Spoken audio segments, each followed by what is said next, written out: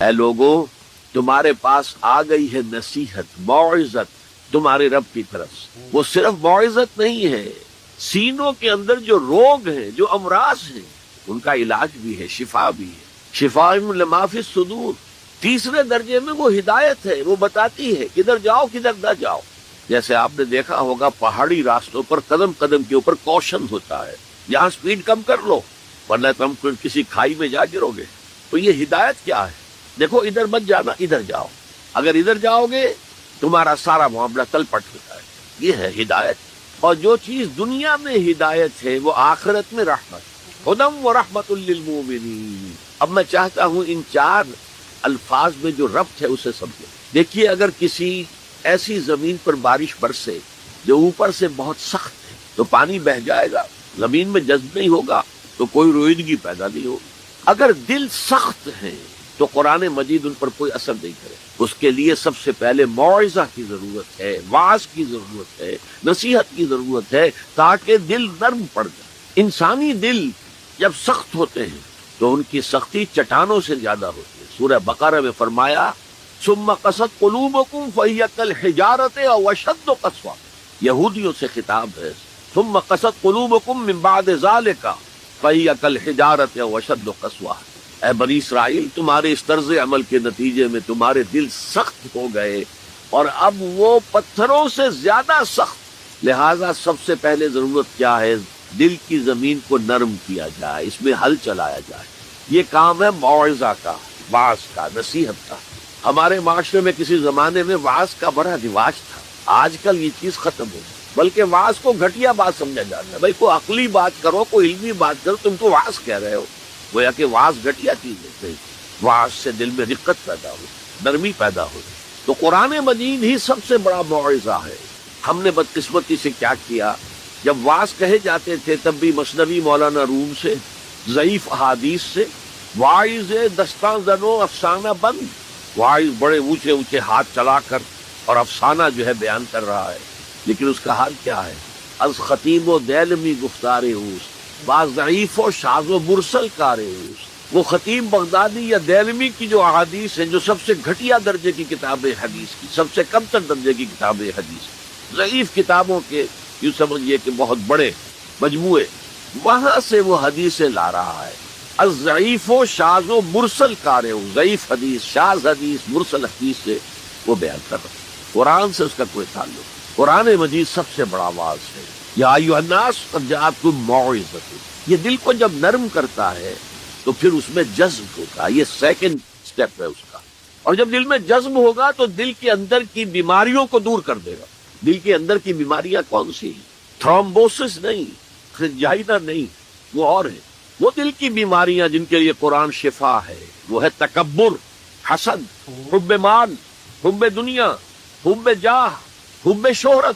یہ ہیں وہ چیزیں کہ جو اصل ہیں، جو دل کے امراض ہیں، ان سب کو جڑ سے نکال کر پھینک دے گا قرآن حکیم۔ یا ایھا الناس قد جاءتکم موعظۃ من ربکم وشفاء لما فی الصدور۔ وہ ہدن اور وہ ہدایت ہے، انفرادی زندگی کے لیے بھی ہدایت ہے، اجتماعی زندگی کے لیے بھی ہدایت ہے۔ کبھی اگر سورہ فاتحہ پر آپ غور کریں جو ہماری نماز کا جزو لازم ہے، تو ہم پہلے کہتے ہیں الحمدللہ رب العالمین الرحمن الرحیم مالک یوم الدین ایاک نعبد و ایاک نستعین۔ ایک تو یہ کہ انسان کی فکر، اس کی سوچ، اس کا علم، اس کے نظریات و افکار یہ صحیح رخ پر پروان چڑھیں، پیش قدمی کریں۔ اس کے لیے بھی ضروری ہے کہ فکر کے ساتھ ذکر موجود رہے، ورنہ یکرخی اس میں آ جائے گی، کجی آ جائے گی۔ مولانا روم اور علامہ اقبال کے اشعار کے حوالے سے میں اسے مزید واضح کر چکا ہوں۔ این قدر گفتیں باقی فکر کن، فکر اگر جامد بوت رو فکر کن، اور جزب قرآن زیغمی روباہی است، فقر قرآن اصل شاہنشاہی است۔ فقر قرآن اختلاط ذکر و فکر، فکر را کامل نہ دیدم جزب ذکر۔ اور اس ذکر کا سب سے مؤثر، سب سے عمدہ، سب سے اعلیٰ، سب سے جامع ذریعہ نماز۔ دوسری ضرورت انسان کے عمل کے درست رہنے کی ہے، عمل کج نہ ہو جائے، اس میں افراط و تفریط نہ ہو، عدم توازن نہ ہو۔ صراط سوی، درمیانہ راستہ، صراط مستقیم، سیدھا راستہ۔ قصد السبیل، وہ راستہ جو سیدھا انسان کو اپنے منزل مقصود تک پہنچا دے۔ یہ قرآن مجید کی 3 اصطلاحات ہیں، اس پر انسان کا قدم جمع رہے، ادھر ادھر کی پگڈنڈیوں پر وہ کہیں مڑ نہ جائے، نہ وہ نفس امارہ کے سے مرعوب ہو یا مغلوب ہو، نہ ماحول کے غلط اثرات سے متاثر ہو، نہ جذبات کے کسی طوفانی رو کے اندر بہہ جائے۔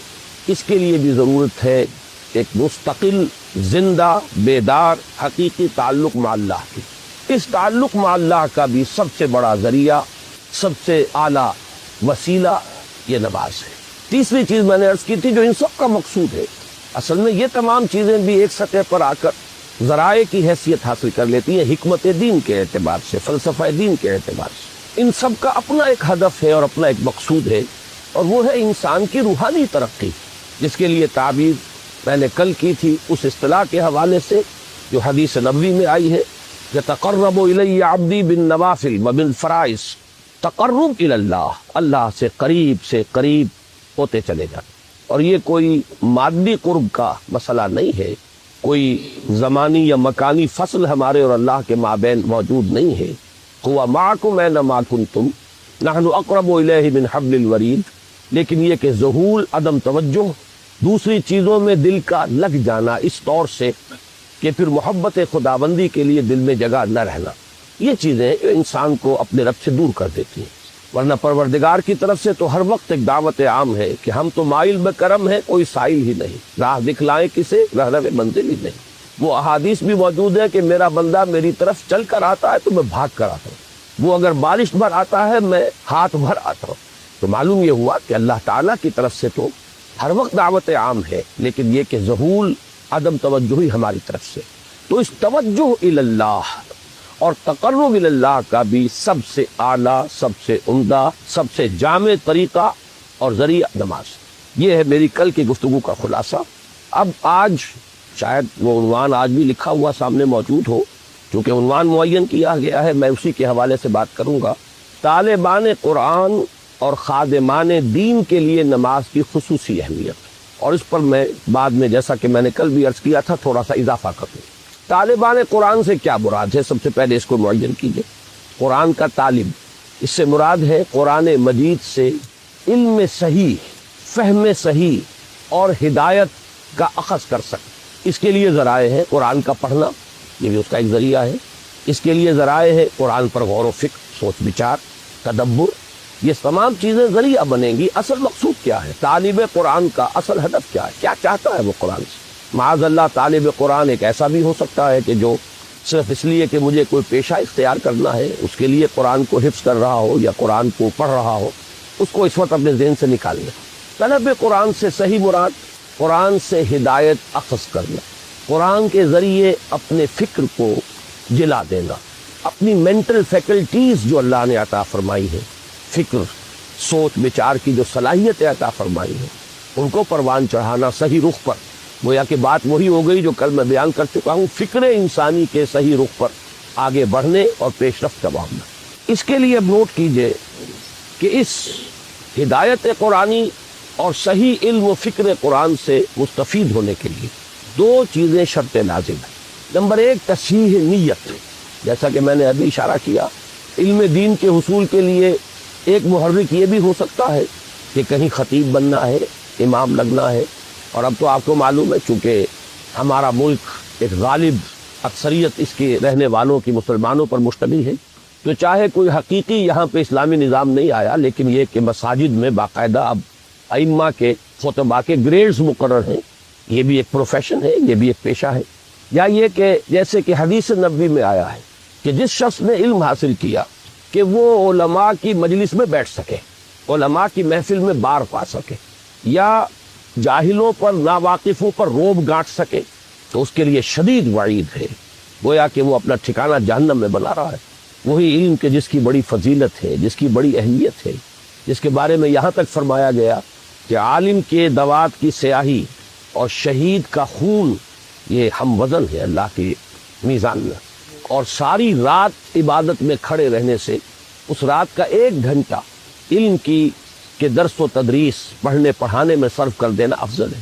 ساری رات ایک شخص جاگتا ہے اور نوافل ادا کرتا ہے، اس کے مقابلے میں ایک شخص 1 گھنٹہ وہ علم کی تدریس کرتا ہے یا علم کی تحصیل کرتا ہے، یہ اس سے افضل ہے۔ اس علم کا یہ مقام، لیکن ساتھ یہ بھی کہ لیماری بہ السفہاء او لیجاری بہ العلماء، اگر مقصد یہ ہو کہ انسان علماء کی محفل میں بیٹھ سکے، ان کی اصطلاحات میں گفتگو کر سکے، یہ نہ محسوس ہو کہ یہ شخص جو ہے یہ تو ہمارے مابین بیٹھنے کے قابل نہیں ہے، یہ ہماری اصطلاحات سے واقف نہیں ہے، اس لیے کچھ چیزوں کا علم حاصل ہو جائے، یا یہ کہ جو بے علم لوگ ہیں ان پر انسان دھوس جما سکے، روب گانٹ سکے۔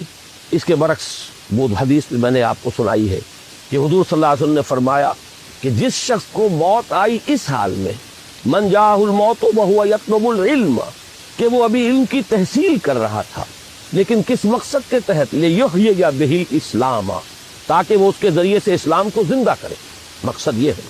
فبینہ وبین النبیین درجۃ واحدۃ فی الجنہ، تو ایسے شخص کے اور انبیاء کرام کے درمیان جنت میں صرف 1 درجے کا فرق رہ جائے۔ تو معلوم ہوا کہ تصحیح نیت اس کی بڑی اساسی اہمیت ہے طلب علم میں، اور اس تصحیح نیت کے لیے لازم ہے وہی دوام ذکر الہی، دل کا اللہ کے ساتھ متعلق رہنا۔ مجھے لفظ ایک یاد آیا، ایک حدیث میں آیا ہے قلبہ معلق بالمساجد۔ حضور صلی اللہ علیہ وسلم نے 7 افراد کا تذکرہ فرمایا ایک حدیث میں کہ جن کو اللہ تعالی خاص اپنے سائے تلے جگہ دے گا قیامت کے دن، جس دن کسی کے لیے کوئی سایہ نہ ہو۔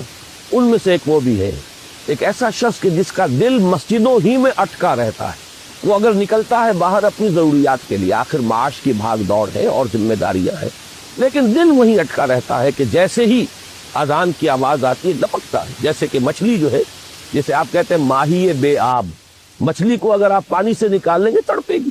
اسی طریقے سے ایک مسلمان کی کیفیت مسجد سے باہر جو وقت وہ گزارتا ہے مجبوراً، تو اس کو اس کیفیت میں گزرنا چاہیے۔ اسی طریقے سے میں نے لفظ استعمال کیا کہ دل اللہ سے اگر متعلق نہ رہے، قلبہ معلق بالمساجد، اسی طریقے سے اللہ کے ساتھ دل اگر معلق نہ رہے، جڑا نہ رہے، تو نیت جو ہے اس میں فساد آ جائے۔ نیت ہی میں تو فساد ہے، جس کے لیے کہ شیطان دل میں پھونکے مارنے لگتا ہے، اور ذکر سے خالی قلب کے بارے میں یہ حدیث میں کل آپ کو بتا چکا ہوں۔ تو معلوم یہ ہوا کہ قرآن مجید سے صحیح فکر، صحیح علم، صحیح سوچ، حقیقی ہدایت کے اخذ کرنے کے لیے شرط لازم ہے تصحیح نیت، اس کے لیے لازم ہے دوام ذکر، اور دوام ذکر کا سب سے اعلیٰ، سب سے عمدہ، سب سے جامع طریقہ یہ کل ہم دیکھ چکے کہ ذکر کی میں نے آپ کو اقسام بتائی، ذکر غیابی، ذکر حضوری، پھر یہ کہ ایک ذکر صرف ذہنی و فکری ہے، اس کے ساتھ ایک ذکر وہ ہے جس میں عمل کو بھی شامل کر لیا گیا۔ یہ جملہ پہلو نماز میں جمع ہو گئے، ذکر غیابی بھی ہے، ذکر حضوری بھی ہے، خطاب بھی ہے، دعا بھی ہے، مخاطبہ و مکالمہ بھی ہے، ہم کلامی بھی ہے، الصلاۃ معراج المومنین اسی لیے اسے کہا گیا۔ پھر یہ کہ اس میں نہ صرف ہم کچھ کہہ رہے ہوتے ہیں، بلکہ یہ کہ اس کے ساتھ جو ہمارا رکوع اور سجود ہے، یہ گویا کہ عملاً اس وقت ہم تعظیم کر رہے ہوتے ہیں اللہ کی۔ تو پھر جوڑتے جائیے بات کو، اس لیے کہ یہ رب قائم نہیں ہوگا تو پھر کوئی فائدہ نہیں ہوگا سوائے اس کے کہ ایک واعظ آپ نے سن لیا کہ طالب قرآن کے لیے صحیح معنی میں قرآن کی ہدایت سے استفادے کے لیے شرط اول جو شرط لازم کی حیثیت رکھتی ہے وہ ہے تصحیح نیت، اس کے لیے ضروری ہے دوام ذکر، اور ذکر کا جامع ترین، بلند ترین طریقہ ذریعہ نماز۔ اسی طرح طالب قرآن کے لیے دوسری شرط ہے، وہ شرط یہ ہے کہ جیسے جیسے علم اور ہدایت حاصل ہو اس کے ساتھ ساتھ عمل بھی فوراً شروع ہو جائے۔ اس میں اگر گیپ واقع ہو جائے گا، ایک بات سمجھ میں آ گئی ہے، ذہن پر منکشف ہو گئی، دل نے گواہی دے دی کہ ہاں بات ٹھیک ہے، دیکھنا تقریر کی لذت کے جو اس نے کہا، میں نے یہ جانا کہ گویا یہی میرے دل میں تھا، میری فطرت یہی کہہ رہی ہے، مجھے اپنے اندر سے اسی بات کی گواہی مل رہی ہے۔ اب ذہن اور قلب کا متفقہ فیصلہ ہو چکا کہ یہ صحیح ہے۔ اب اگر فوری طور پر عمل اس رخ پر نہ مڑے، اگر موڑنے کی ضرورت ہے، پہلے سے اس پر انسان عامل ہے تو مزید انشراح ہوگا، مزید انبساط ہوگا، مزید اس پر اعتماد پیدا ہوگا، مزید اطمینان حاصل ہوگا۔ یہی وہ لفظ ہے کہ جو آیا ہے بلند ترین کیفیت کے لیے نفس انسانی کے نفس مطمئنہ، یا ایتھا النفس المطمئنۃ ارجعی الی ربک راضیۃ مرضیہ۔ تو پہلے سے اس پر عامل ہے تو مزید اطمینان، مزید انشراح پیدا ہوگا، نہیں ہے تو اب اس کی طرف رخ کو موڑنا لازم ہے۔ یہ نہیں کریں گے تو وہی گیپ شروع ہو جائے گا. لما تقولون ما لا تفعلون، کیوں کہتے ہو جو کرتے نہیں. یہاں سے جو گیپ شروع ہوتا ہے انسان کے فکر و عمل کا گیپ کہہ لیجئے، علم و عمل کا فصل کہہ لیجئے، قول و فعل کا تضاد کہہ لیجئے، یہی ہے کہ جو آگے بڑھ کر یہی وہ روگ ہے، یہی وہ مرض ہے. قرآن مجید میں بار بار آیا ہے فی قلوبہم مرض فزادہم اللہ مرضا. یہ روگ ہے جو ترقی کر کے پھر اس مقام تک انسان کو لے جاتا ہے جو کھلم کھلا اور صریحاً کفر سے بھی اللہ کو زیادہ مبغوض اور ناپسند، یعنی نفاق. اب اس عمل کے لیے بھی یہ کل ہم دیکھ چکے، اس عمل کے لیے لازم ہے وہی تعلق مع اللہ، اور اس کے ذریعہ وہی ذکر دوام، ذکر مدام، اور اس کے لیے اس کی بلند ترین جامع ترین صورت نماز. اب یہی دیکھیے سورہ بنی اسرائیل کی جو 2 آیات میں نے آپ کو، بلکہ ایک ہی آیت میں پڑھ سکا، دوسری رہ گئی، اس میں اسی کی طرف اشارہ ہے. اقیم الصلاۃ لدلوک الشمس الی غسق اللیل وقرآن الفجر. نماز کو قائم رکھو سورج کے ذرا ڈھلنے سے لے کر رات کے گہرے ہو جانے تک. یہ ہے ایک دوام صلاۃ. یہ آیت جو ہے اس کے الفاظ پر غور کیجیے. قائم رکھو نماز کو لدلوک الشمس الی غسق اللیل. سورج جب نصف النہار پر ہوتا ہے، ذرا سا ڈھل گیا مغرب کی طرف، یہ اس کا دلک ہے دلوک الشمس. اور جب غروب ہو گیا اور اس کے بعد رات تاریک ہو گئی، رات تاریکی کا پردہ خوب گہرا دبیز ہو گیا، تو یہ غسق اللیل ہے.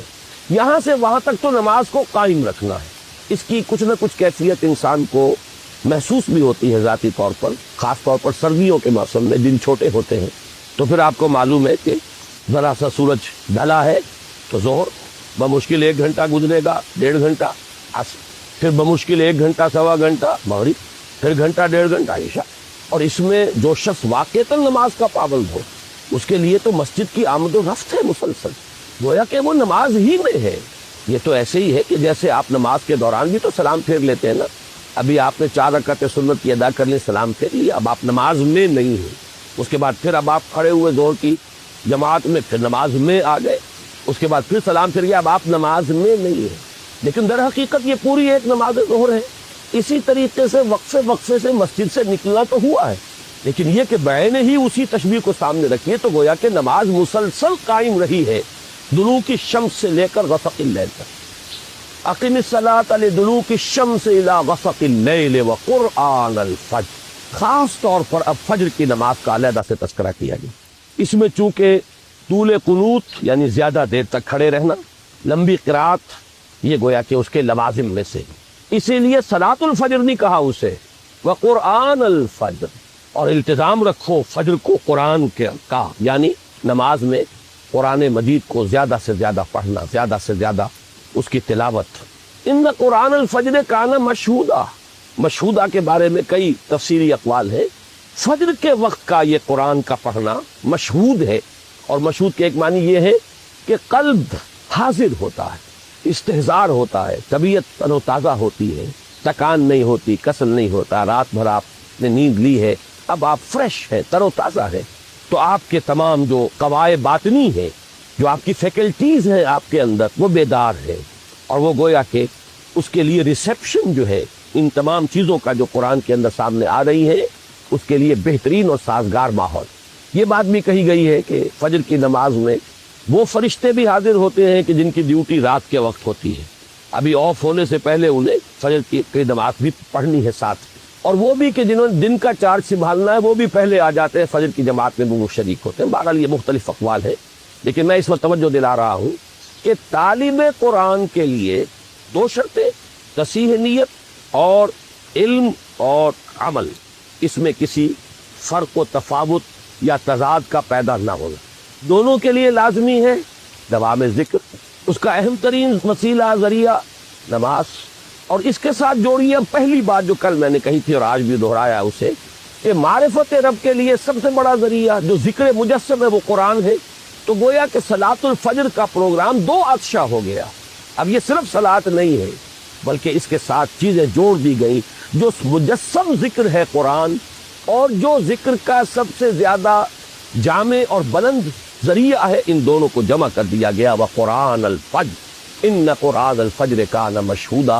اور اس سے بھی آگے یہ تو چونکہ فرض نمازوں کا ذکر آ گیا ہے، ظہر سے عشاء تک اور پھر فجر، لیکن اس سے اگلی منزل بھی ہے، وَمِنَ اللَّيْلِ فَتَهَجَّدْ بِهِ نَافِلَةً لَكَ، اور رات کے ایک حصے میں بھی جاگا کرو اس کے ساتھ، یعنی یہی فجر کا جو پروگرام ہے، اس کو 2 آتشاں سے آتشاں اگر کرنا چاہتے ہو تو اب رات کے ایک حصے میں سے اپنے آرام میں سے کٹوتی کرو اور کھڑے رہو، اور اس وقت خاموشی سے پرسکون انداز میں، جبکہ کوئی اور نہ دیکھنے والا ہے، نہ کسی اور طرح کی ڈسٹربنس ہے، براہ راست ایک رابطہ جو ہے بندے اور رب کے درمیان اسٹیبلش ہو جاتا ہے، اس وقت اسی فجر کی کیفیت کو اس وقت 2 آتشاں بلکہ 3 آتشاں کر کے اس سے استفادہ کرو۔ اس سب کا حاصل کیا ہوا؟ اس سب کا حاصل وہ ہے جو اقبال کے اس شعر میں ہے کہ چوں بجاں در رفت جاں دیگر شود، جاں چو دیگر شد جہاں دیگر شود۔ جب یہ قرآن کسی کے اندر اتر جاتا ہے، اس کے اندر تبدیلی آ جاتی، اندرونی کیفیات، اندرونی احساسات، اندرونی میلانات، اندرونی رجحانات، انہی کو ہم کہیں گے جو اقدار ہیں، جو ویلیوز ہیں، ان میں انقلاب آ جائے گا۔ اور جب یہ انقلاب اندر سے آئے تو پھر یہ نہایت محکم، نہایت پائیدار انقلاب ہوتا ہے، اور بہت پر تاثیر انقلاب ہوتا ہے کہ ایک فرد کے انقلاب سے ایک عالمی انقلاب کا جو پروسیس ہے انیشیٹ ہو سکتا ہے۔ اس جیسے آپ کہتے ہیں کہ چراغ سے چراغ جلتا ہے، دیے سے دیا روشن ہوتا ہے، اسی طریقے سے ایک شخص کے اندر یہ کامل انقلاب، صحیح انقلاب، اب اس انقلابی پروسیس کو جو ہے انیشیٹ کر دے گا، شروع کر دے گا۔ اسی لیے کہا چوں بجاں در رفت جہاں دیگر شود، جہاں چو دیگر شد جہاں دیگر شود۔ اس جہاں دیگر شود کے 2 حصے ہو گئے، ایک تو اس کے لیے زمین اور آسمان بدل گئے، پہلے وہ کچھ اور نظریات تھے، اب کچھ اور نظریات ہے، پہلے نقطہ نظر اور تھا، اب نقطہ نظر اور ہے، تو فار دیٹ پرٹیکولر پرسن پوری دنیا بدل گئی، پوری کائنات بدل گئی۔ اور ایک یہ کہ پورے اس دنیا میں انقلاب برپا کرنے کے عمل کا بھی آغاز ہو۔ اب آئیے دوسری شے کی طرف، خادمان دین، ان کے لیے نماز کی کیا اہمیت ہے؟ یہاں بھی پہلے ہمیں ڈیفائن کرنا ہوگا خادمان دین سے مراد کیا ہے، خدمت دین کسے کہتے ہیں؟ ایک تو آپ اپنے بوڑھے والدین کی بھی خدمت کرتے ہیں، اس میں بھی ایک مجھے دلچسپ واقعہ یاد آ گیا ہے جو مولانا روم نے لکھا حکایت کے پیرائی میں بات کو سمجھانے کے لیے، کہ حضرت موسیٰ ایک دفعہ کہیں سے گزر رہے تھے، انہوں نے ایک گڈریے کو دیکھا، چرواہا جنگل بیابان میں، تنہائی میں وہ مناجات کر رہا تھا، اللہ سے ہم کلام تھا کہ اے رب اگر تو میرے سامنے آ جائے تو میں تیرے پاؤں دھوؤں، تیرے پاؤں دباؤں، تیرے سر میں سے جوئیں نکالوں، تیرا سر دھوؤں۔ اب ایک تصور یہ تھا اس کا، کوئی ہوگا اس کا کوئی بزرگ، کوئی بوڑھی والدہ، بوڑھا والد، یا کوئی چودھری ہوگا اس کا جو اسے یہ خدمتیں لیتا ہوگا، تو اس کے ذہن میں خدمت کا یہی ایک تصور تھا، تو اپنے اس ذہن کی محدود سی دنیا میں وہ یہی چیزیں آفر کر رہا تھا اللہ سے کہ اللہ میرے دل میں تو مجھے وہ شعر یاد آ رہا اقبال کا کہ کبھی ہے حقیقت منتظر نظر آ لباس مجاز میں کہ ہزاروں سجدے تڑپ رہے ہیں میری جبین نیاز میں۔ تو ایک جذبہ ہے، اللہ سامنے ہو، ہم کیا کریں گے؟ ہر شخص جو ہے وہ اپنے ذہن کی سطح کے مطابق ہی سوچے گا کہ وہ کیا کرے گا۔ تو اس غریب نے جو کچھ اس کی ذہنی سطح تھی اس کے مطابق جو ہے وہ اللہ کے ساتھ یہ بات کی۔ حضرت موسیٰ علیہ السلام نے ڈانٹ دیا، یہ کیا کفر بک رہے ہو تم؟ اب وہ اپنی ایک خاص کیفیت میں تھا، اس نے چیخ ماری، کپڑے پھاڑے اور نکل گئے۔ تو اللہ تعالیٰ نے فرمایا حضرت موسیٰ سے، یہ کوئی حدیث نہیں ہے، یہ ایک حکایت ہے، یوں سمجھ لیجئے بات کو سمجھانے کے لیے کہ اے موسیٰ تم نے کیا کیا؟ میرا یہ بندہ میرے ذہن اور فکر کے مطابق مجھ سے میرے ساتھ مشغول تھا، مجھ سے ہم کلام تھا، تم نے ہمارا یہ تعلق توڑ دیا۔ تو برائے وصل کردن آمدی نہ برائے فصل کردن آمدی، تمہیں ہم نے بھیجا ہے لوگوں کو ہم سے جوڑنے کے لیے تاکہ کاٹنے کے لیے۔ بہرحال یہ بات کیوں آ گئی کہ خدمت دین کا کیا تصور، اللہ کی کیا خدمت آپ کر سکتے ہیں، اللہ کے رسول کی کیا خدمت آپ کر سکتے ہیں، اللہ کے دین کی کیا خدمت آپ کر سکتے ہیں۔ اس لیے کہ اللہ اور اس کے رسول کے لیے لفظ نصرت تو قرآن مجید میں آیا، یا ایھا الذین آمنوا کونوا انصار اللہ، اے اہل ایمان اللہ کے مددگار بن جاؤ، کما قال عیسی ابن مریم للحواریین من انصاری اللہ، جیسے کہ عیسیٰ ابن مریم نے کہا تھا حواریوں سے کون ہے میرا مددگار اللہ کی طرف۔ تو نصرت قرآن، نصرت خدا اور رسول، یہ تو قرآن کی اصطلاح ہے۔ سورہ حدید میں فرمایا وَلِيَعْلَمَ اللَّهُ مَن يَنصُرُهُ وَرُسُلَهُ بِالْغَيْبِ، اللہ دیکھنا چاہتا ہے کہ کون ہے اس کے وفادار بندے جو اس کی اور اس کے رسولوں کی مدد کرتے ہیں غیب میں ہونے کے باوجود۔ تو یہ نصرت خدا و رسول سے مراد کیا ہے، خدمت خدا و رسول سے مراد کیا ہے، اس لیے کہ اسی کا نام ہوگا خدمت دین۔ اس میں بھی 2 چیزیں، جیسے کہ میں نے عرض کیا تھا کہ طالب قرآن کے لیے دو شرطیں ہیں، تصحیح نیت اور علم اور عمل کے اندر توافق، ہم آہنگی۔ اسی طرح خدمت دین کے دو درجے ہیں، ایک ہے دعوت دین، اللہ کا پیغام لوگوں تک پہنچا دے، سوئے ہوئوں کو جگانا، نیند کے ماتوں کو ہوشیار کرنا، بھولے اور بھٹکے ہوئے راہی جو ہیں ان کو صحیح راستے کی طرف، ان نشاندہی کر کے صحیح راستے کی، انہیں اس راستے کی طرف بلانا، یہ ہے دعوت دین، اللہ کے راستے کی طرف بلانا۔ ادعو الی سبیل ربک بالحکمت والموعظۃ الحسنۃ وجادلھم باللتی احسن، بلاؤ اپنے رب کے راستے کی طرف حکمت کے ساتھ اور اچھی نصیحت کے ساتھ، اور کہیں مجادلہ اور جھگڑا بھی کرنا پڑ جائے تو بھی بڑے خوبصورت انداز میں۔ کوئی ضدی آدمی ایسے بھی ہوتے ہیں کہ جن کے ساتھ ذرا مناظرے کا اور مجادلے کا انداز اختیار کرنا پڑتا ہے، لیکن اس میں بھی تمہاری طرف سے تمہارے طرز عمل میں ظاہر ہونا چاہیے کہ نہایت عمدگی کے ساتھ، خوبصورتی کے ساتھ۔ تو یہ جو دعوت دین ہے یہ خدمت دین کی پہلی منزل ہے، اور خدمت دین کی دوسری منزل اقامت دین، دین کو قائم کرنا۔ اسی کو ہم آج کل جو ہے ایک نئی اصطلاح کے حوالے سے تعبیر کر رہے ہیں، اسلامی انقلاب، پورے نظام کو بدل دے۔ اس کے نظام میں اس وقت جو بھی قائم ہے، جو کجی ہے، اللہ سے دوری ہے، دین سے بعد ہے، ظلم ہے، ناانصافیاں ہیں، استحصال ہے، ان سب کا قلع کما کر کے جیسے کہ ایک فرد اللہ کا بندہ بن جائے، ایسے ہی پورا نظام اللہ کی بندگی میں آ جائے، یہ اقامت الدین۔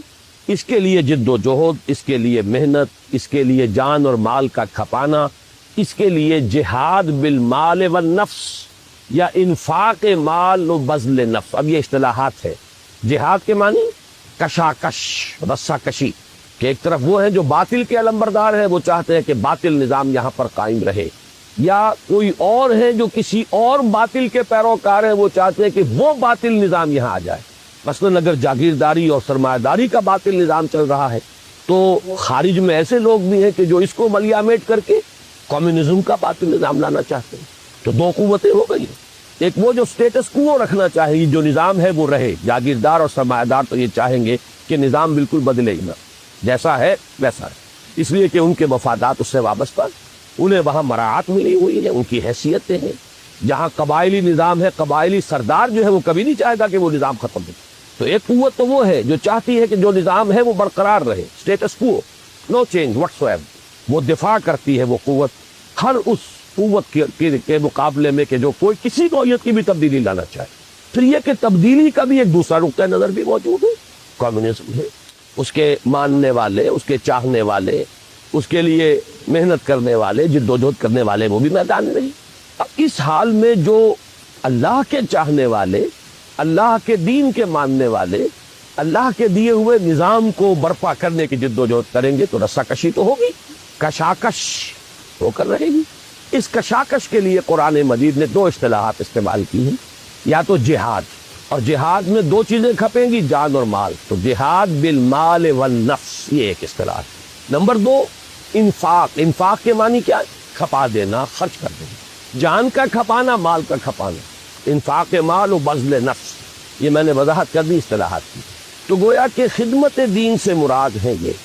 اب اس کے لیے لازم ہے مسلسل جد و جہد، مسلسل کشاکش، مسلسل کشمکش، مسلسل قربانی، مسلسل مقابلہ۔ اس کے لیے قرآن مجید کی اصطلاح ہے صبر و مصابرت۔ یا ایھا الذین آمنوا اصبروا وصابروا ورابطوا واتقوا اللہ لعلکم تفلحون۔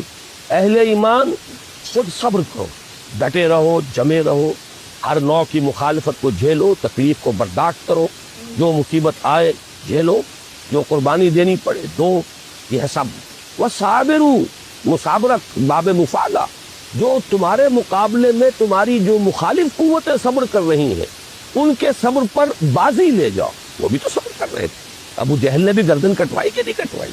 اپنے باطل دین اور باطل عقائد کے لیے چڑھ کر آئے کہ نہیں آئے؟ تو اگر تمہارا صبر ان کے صبر سے بڑھ کر نہیں ہوگا، تمہارا صبر ان کے صبر کو مات نہیں دے دے گا، تو تمہاری بازی مات ہو جائے گی۔ اللہ تعالیٰ نے اس دنیا کو کچھ اصولوں پر بنایا ہے۔ اس کی خصوصی نصرت اور مدد اسی وقت آتی ہے جب اس کے بندے ثابت کر دیں کہ انہوں نے اپنا سب کچھ لگا دیا، کھپا، انہوں نے کسی چیز کو بچا کر نہیں رکھا ہے، تو چھپا چھپا کے نہ رکھ اسے، تیرا آئینہ ہے وہ آئینہ کہ شکستہ ہو تو عزیز تر ہے نگاہ آئینہ سازی۔ اگر یہ ثابت کر دیں لوگ، پھر اللہ کی نصرت آتی ہے۔ متى نصر اللہ الا ان نصر اللہ قریب۔ تو صبر اور مصابرت، یا ایھا الذین آمنوا اصبروا وصابروا ورابطوا،